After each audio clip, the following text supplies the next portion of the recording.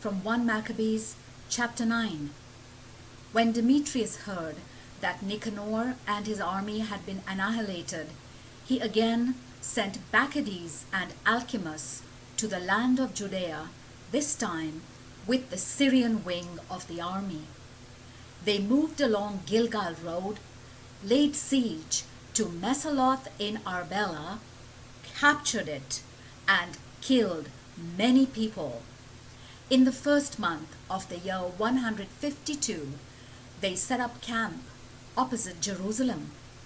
From there they marched to Berea with 20,000 infantry and 2,000 cavalry.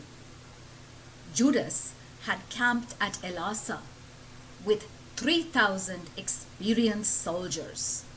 But when they saw the enormous size of the enemy army, they were terrified. So many men deserted that only 800 Jewish soldiers were left.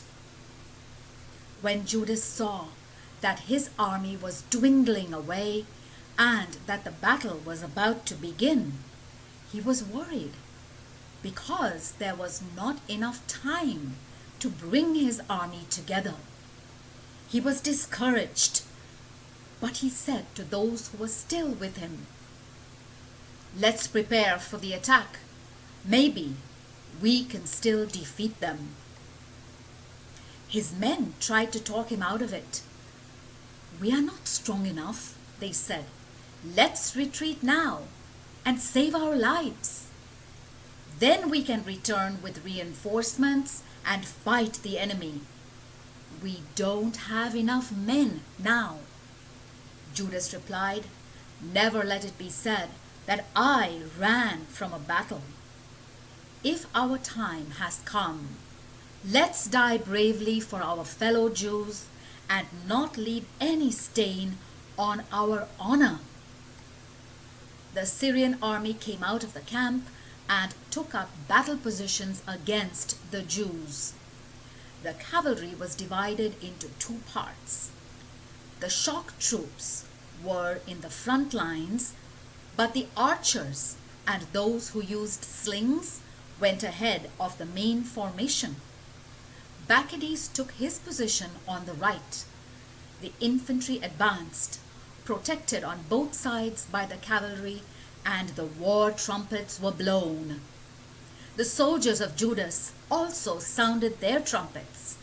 The ground shook from the noise when the two armies met, and they fought from morning until evening. When Judas saw that Bacchides and the main force of the Syrian army was on the right, all his bravest men joined him, and they crushed the Syrians' right wing. They pursued them as far as the foothills.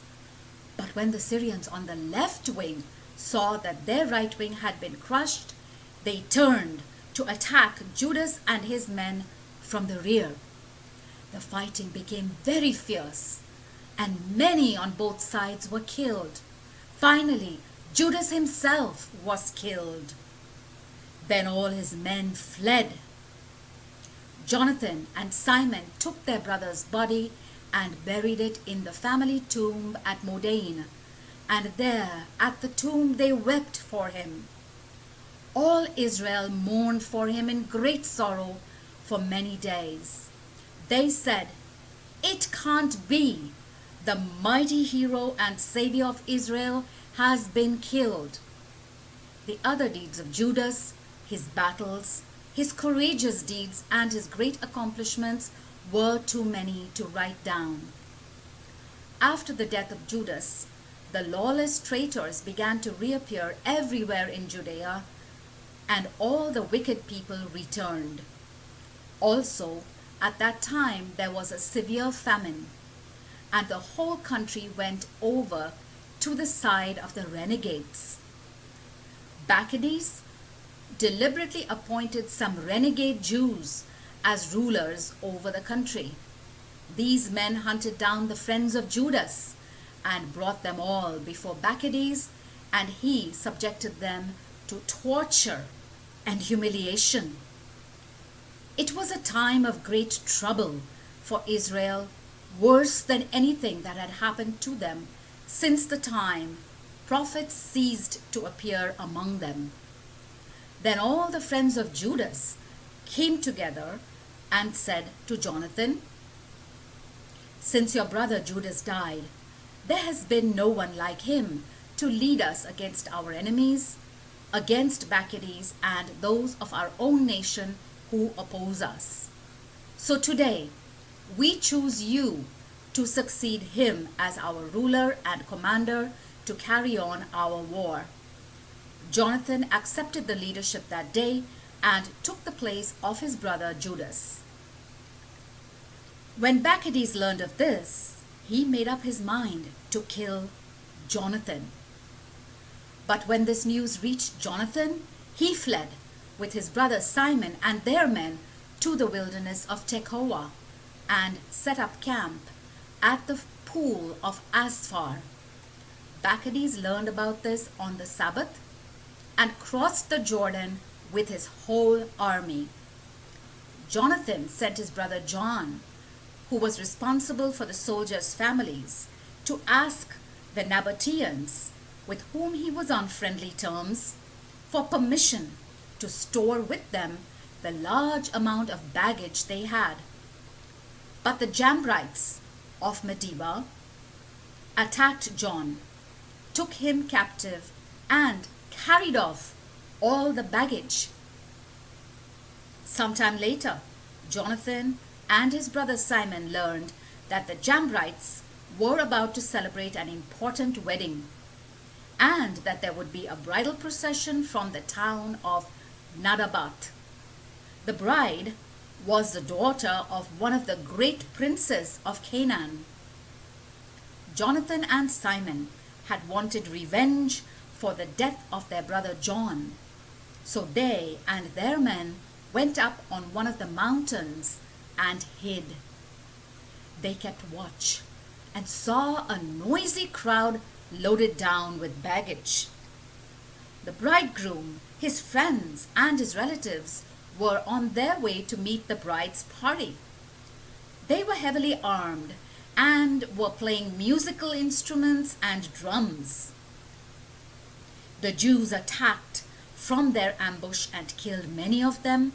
The rest escaped into the mountains, while the Jews carried off all their possessions.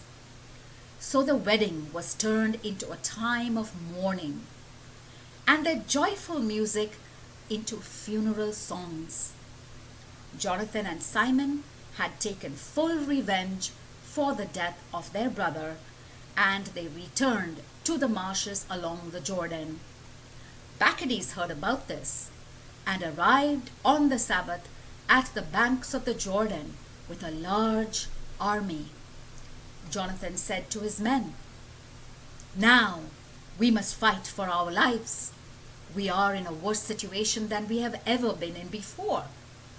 The enemy is in front of us, the river is behind us, and marshes and thickets are on both sides of us.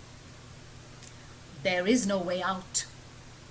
So pray now for the Lord to save us from our enemies." The battle began, and Jonathan and his men were just about to kill Maccabees when he escaped to the rear of the army. So Jonathan and his men jumped into the Jordan and swam to the other side to escape, and the Syrian army did not cross the river to follow them. That day, Maccabees lost about 1,000 men. After Maccabees returned to Jerusalem, the Syrians built fortifications with high walls and barred gates for a number of towns in Judea: Emmaus, Beth-horon, Bethel, Timnath, Pirathon, Taphon, and the fortress in Jericho. In all of these, he placed troops to harass the Jews. He also strengthened the fortifications of the towns of Beth-zur and Gezer and of the fort in Jerusalem. he placed army units in them and stored up supplies there. Then he took the sons of the leading men of the country as hostages and imprisoned them in the fort. In the second month of the year 153, the high priest Alcimus ordered that the wall of the inner court of the temple be torn down. This would have destroyed what the prophets had accomplished, but just as the work began, he had a stroke and work was stopped. Paralyzed and unable to open his mouth, he could not speak or even make a will for his family. He died in great torment. When Maccabees learned that Alcimus was dead, he returned to King Demetrius, and the land of Judea had peace for 2 years. Then all the renegades got together and said, "Look, Jonathan and his men are living in peace and security. If we bring Maccabees here now, he can capture them all in a single night." They went to discuss the matter with Maccabees, and he set out with a large army. He sent secret letters to all his allies in Judea, asking them to seize Jonathan and his men. But they were not able to do so because the plot was discovered. Jonathan and his men captured 50 of the traitorous leaders who had been involved in the plot and put them to death. Then Jonathan, Simon, and their forces withdrew to Beth-Basi in the wilderness. They rebuilt the fallen fortifications and strengthened the town's defenses. When Maccabees learned about all this, he got his whole army together and alerted his supporters in Judea. He attacked Beth-Basi from all sides and built siege platforms. After the battle had gone on for a long time, Jonathan slipped out into the country with a small body of men and left his brother Simon in charge of the town. Jonathan defeated Oromera and his people, and then attacked and destroyed the Phasirite camp. Once defeated, they joined Jonathan and advanced with him in his attack against Maccabees.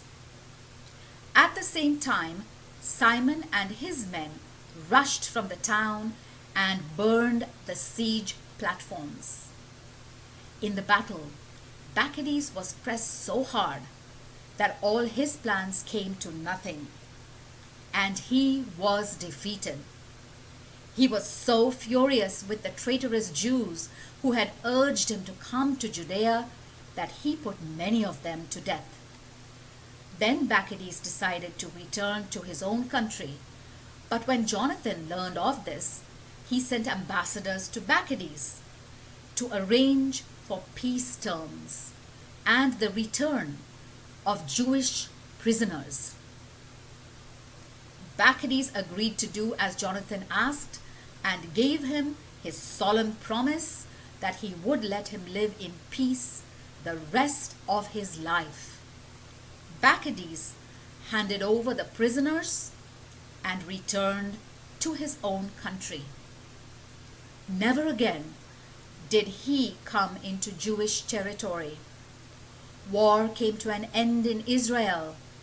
Jonathan settled in Michmash and began to govern the people and to eliminate the renegade Jews from Israel. The word of the Lord.